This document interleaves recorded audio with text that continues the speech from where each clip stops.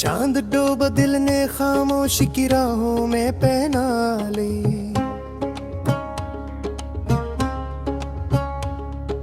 रात गहरी हुई तन्हाई ने फिर दिल को छो लिया। लहजे टूटे सपनों ने खामोशी से आंखों में दर्द बोया।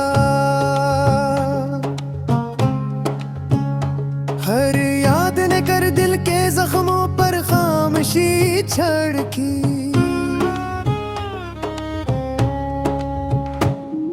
कदम थक कर रस्तों में टूटे ख्वाबों की धूल बने। सांसों ने वीरानी से अपना रिश्ता एक पल में जोड़ा। बुखरी बातों ने दिल पर खामोश सा बोझ रख छोड़ा। आंखों ने रस्तों में तेरे सायों को पुकारा बेसाख्ता। जलते लम्हों ने मुझको एहसासात के मंजर से रखा। तेरे वादों ने धुरकन की दुनिया में शवार भर दिया।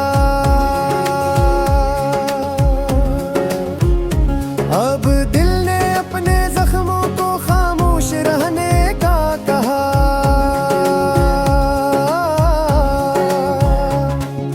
राख बनी खुशियों ने एक लम्हे में बखर जाना था। दिल ने सोचा शायद कोई तिस्कीन कभी वापस लौट आए। मौसम बदला पर दिल मौसम वीसे का वीसा ही रहा। चलती सांसों ने भी अब थक कर दर्द संभाल रखा।